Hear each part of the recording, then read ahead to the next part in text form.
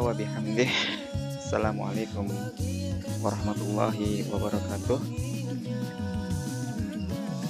Adik-adik mahasiswa tadris matematika yang saya banggakan, alhamdulillah pada kesempatan kali ini saya mencoba untuk membuat video terkait dengan pengantar vektor seperti materi yang sudah saya share beberapa hari atau pekan yang lalu gitu ya.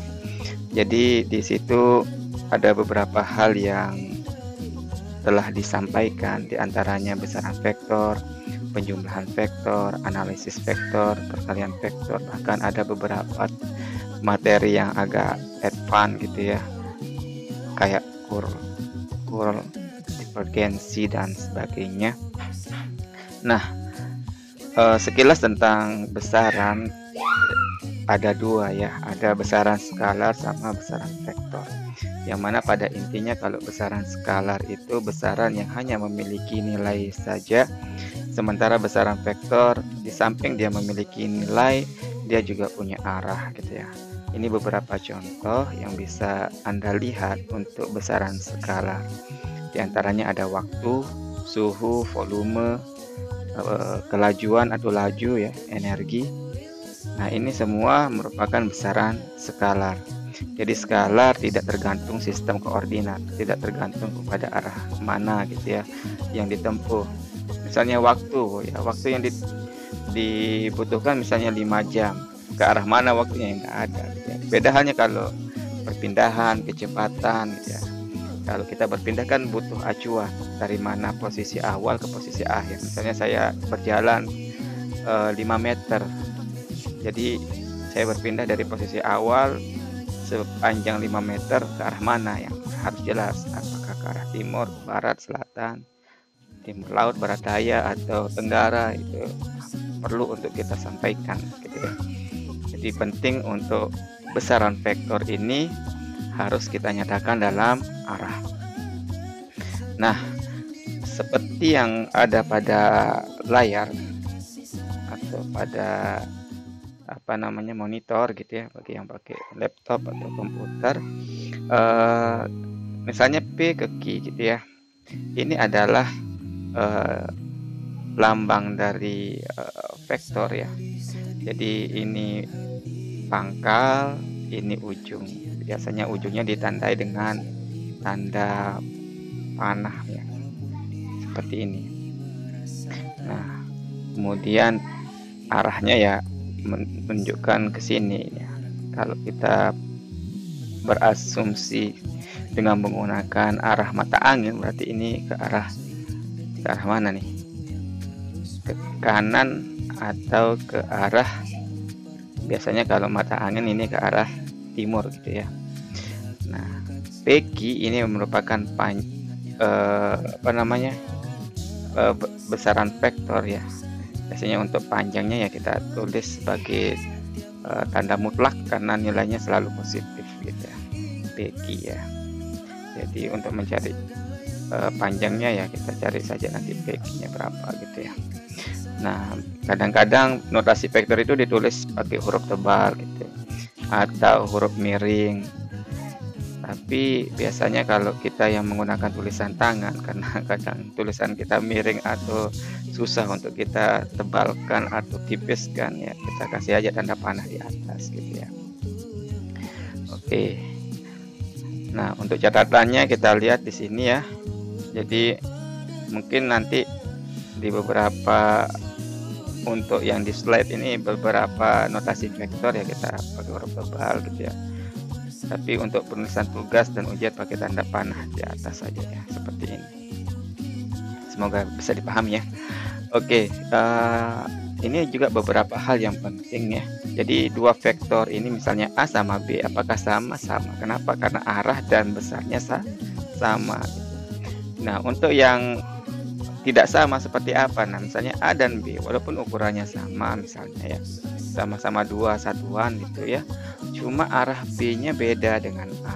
Kalau A ini kan ke arah timur gitu ya, sementara B ini ke mana nih? Timur laut ya, timur laut.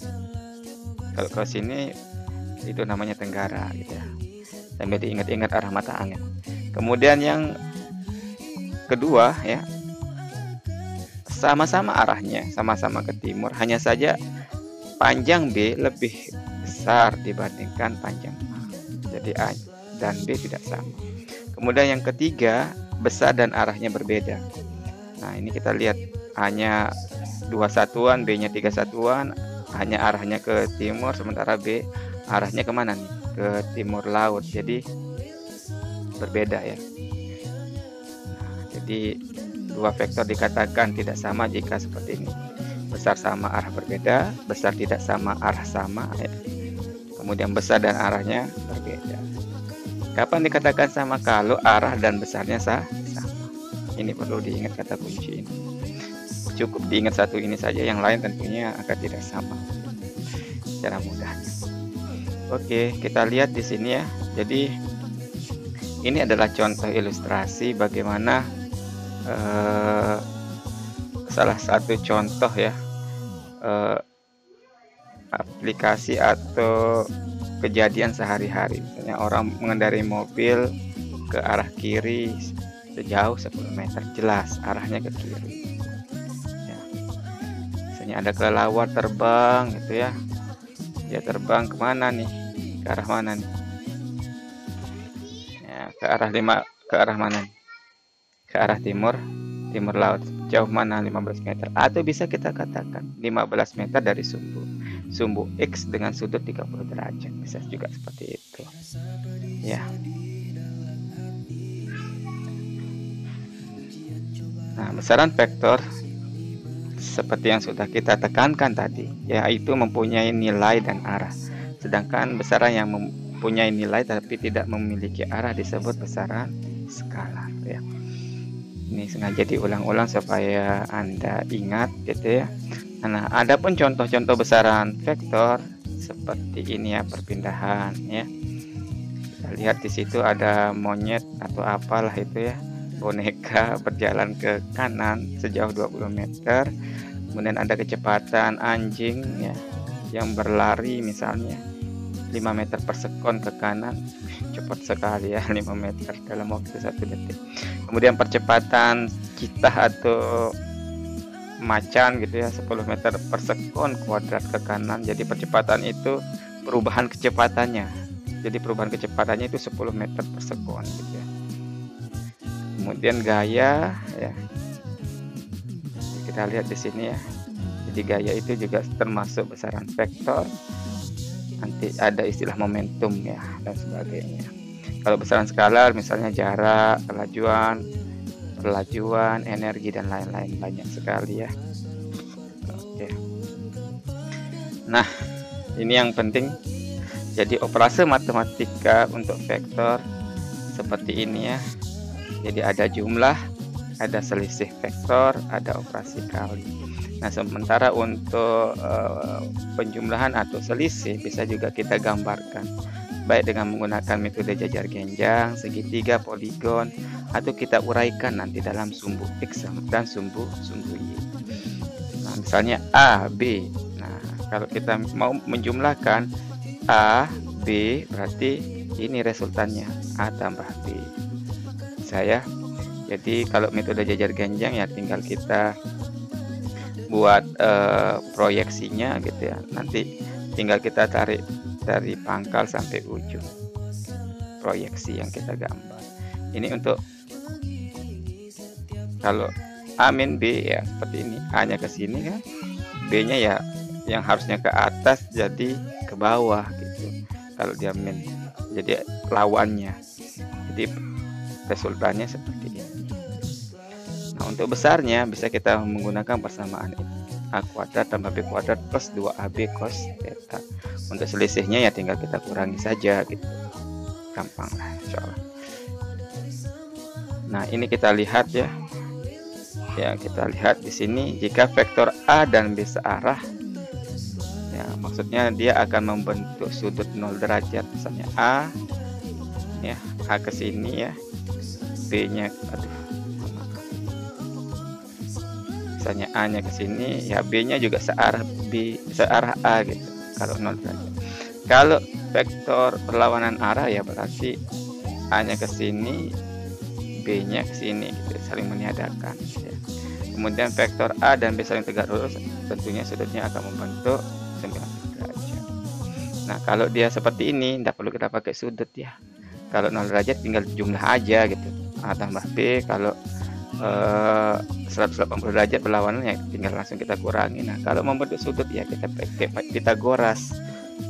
Ya, kita pakai Pitagoras gitu. Paham lah ya insyaallah. Kenapa pakai Pitagoras? Karena cos 90 itu 0. Jadi persamaan yang ini ya tidak ada lagi gitu. Cos 90 0 ya muncul saja Pitagoras A kuadrat tambah B kuadrat. Nah, metode yang kedua yang bisa kita pakai di situ ada segitiga ya. Kita buat A-nya ke sini, kemudian ujung A-nya menjadi pangkal B. Nah, resultannya ya kita tinggal tarik dari pangkal A ke ujung B. Nah, kalau poligon kapan kita pakai? Saat vektornya lebih dari 2 ya. Tinggal kita sesuaikan aja, A-nya ke sini, B-nya ke timur laut gitu ya, C-nya ke barat laut, D-nya ke arah barat ya, tinggal kita tarik, ini adalah resultannya. Gampang lah ya insyaallah. Baik, nah ini kita bisa lihat ya, saya ilustrasikan lagi supaya lebih jelas. Ada lumba-lumba berenang gitu ya. Lumba-lumba ini ikan atau mamalia? Mamalia ya. Nah, kita lihat di sini ya, ini segitiga.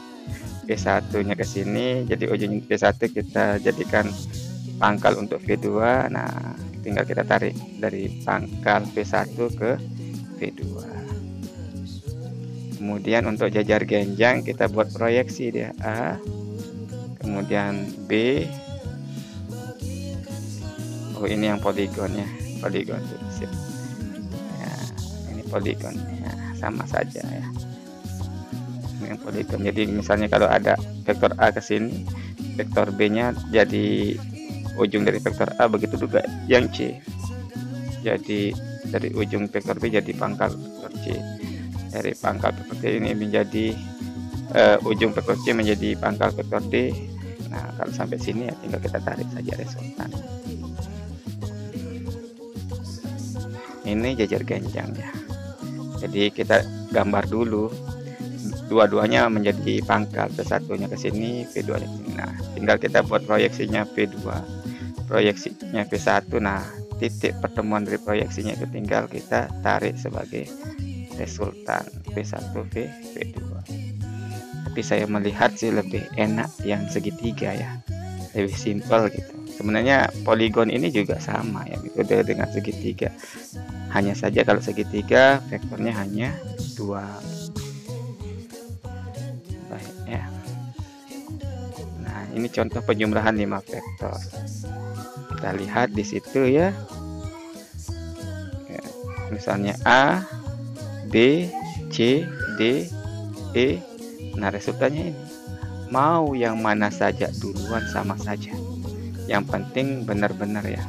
Ini membuktikan vektor itu bersifat komutatif. Artinya walaupun urutannya itu tidak lagi sama berurutan, hasilnya akan sama. Ya, misalnya ini A, B, C, D, E, urutannya ini D, E, A, B, C. Kemudian ini C, B, A, D, E. Nah, tetap resultannya dan arahnya maupun nilainya sama gitu ya. Oke, demikian dulu yang bisa saya jelaskan sekilas tentang vektor. Nanti akan saya lanjutkan pada sesi berikutnya supaya pendek-pendek dan tidak jenuh gitu ya. Wabillahi taufiq wal hidayah. Wassalamualaikum warahmatullahi wabarakatuh.